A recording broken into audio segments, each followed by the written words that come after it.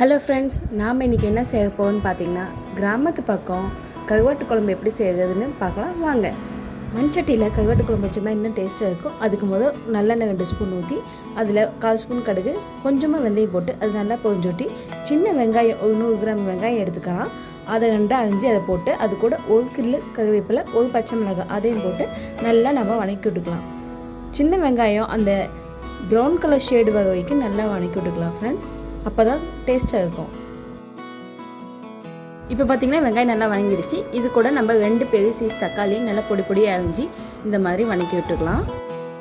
தக்காளி வதங்க தேவையான அளவு உப்பு போட்டுக்கலாம். கல் உப்பு போட்டோடனே நல்லா ஒரு வதக்கி விட்டுக்கலாம். அது வதங்கினோட்டி குழம்புக்கு தேவையான மசாலா பொருள் போட்டுக்கலாம்.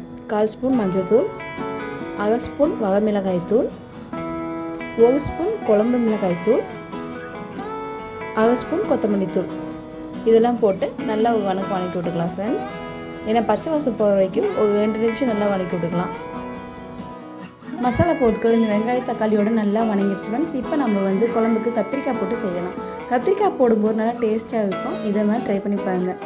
கத்திரிக்காய் போட்டோடனே நம்ம கத்திரிக்காயை ஒரு பாக்கெட் எடுத்துக்கலாம். ஏன்னா கத்திரிக்காயும் மசாலா நல்லா வதங்கணும் இல்லையா, அதனால் வதங்கினோட்டி குழம்புக்கு தேவையான அளவு நம்ம தண்ணி ஊற்றிக்கலாம். தண்ணி ஊற்றி முதல் கத்திரிக்காயை வேக வச்சிடலாம். அதுக்கப்புறம் நம்ம கருவாடு சேர்த்துக்கலாம். ஃபஸ்ட்டு கத்திரிக்காய் வேகட்டும். கத்திரிக்காய் வேக 5 நிமிஷம் வெயிட் பண்ணலாம். 5 நிமிஷம் கழித்து கத்திரிக்காய் நல்லா வெந்துருச்சு. பார்க்கும்போது தெரியுது கத்திரிக்காய் நல்லா வெந்திருக்குது. அடுத்த ஸ்டேஜாக நம்ம புளி ஊற்றிக்கலாம். புளி ஒரு நெல்லிக்காய் சைஸ் அளவு புளி ஊற்றினா போதும். புளிப்பாக இருந்தால் தான் குழம்பு நல்லாயிருக்கும். ஏற்கனவே நம்ம 2 தக்காளி போட்டிருக்கறனால போதும். அடுத்தது கருவாடும் சேர்த்துக்கலாம்.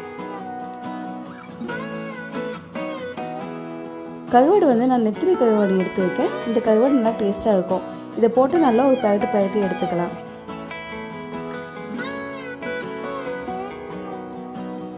அடுத்ததாக நம்ம தேங்காய் சாந்து ஊற்ற போவோம்.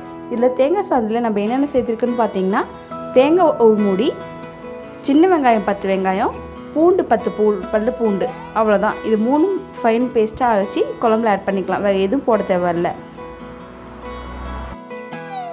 இப்போ குழம்புக்கு தேவையான அளவு தண்ணியை ஊற்றிக்கலாம். அடுத்தது நம்ம உப்பு காரம் கம்மியாக இருந்தாலும் இப்போ நம்ம சேர்த்திக்கலாம். எனக்கு உப்பு காரம் எல்லாமே கரெக்டாக இருந்ததுன்னா நான் இது சேர்த்திக்கல. உங்களுக்கு கம்மியாக இருந்தால் நீங்கள் சேர்த்துக்கலாம். இப்போ குழம்பு கொதிக்கிற ஸ்டேஜ் வந்துருச்சு. குழம்பு ஒரு 10 நிமிஷம் நல்லா கொதிக்கிட்டோம். ஒரு 10 நிமிஷம் கழித்து பார்த்திங்கன்னா குழம்பு நல்லா கொதித்து அந்த பச்சை வாசனை எல்லாமே போயிருக்கும். குழம்பு நமக்கு ரெடியாக இருக்கும். இந்த ஸ்டேஜில் நம்ம கொத்தமல்லி தழை தூவி இறக்கிக்கலாம் குழம்பு. இப்போ நமக்கு சுட சுட வீடே கமக்கும் கருவாட்டு குழம்பு ரெடி ஆகிடுச்சு. இதே டைப்பில் நீங்களும் செஞ்சு பாருங்கள். உங்கள் எல்லாத்துக்குமே ரொம்ப பிடிக்கும். அடடட, பார்க்கும்போது சாப்பிட்ணும் போல் எச்சு ஊதா. அப்போ நான் சொன்ன மாதிரி நீங்கள் செஞ்சு பாருங்கள். உங்களுக்கு இது கண்டிப்பாக பிடிக்கும். இந்த வீடியோ உங்களுக்கு பிடிச்சிருந்தா லைக் பண்ணுங்கள், ஷேர் பண்ணுங்கள், கமெண்ட் பண்ணுங்கள். மறக்காமல் ஜோகித் ஆதித்யா சேனலுக்கு சப்ஸ்கிரைப் பண்ணுங்கள்.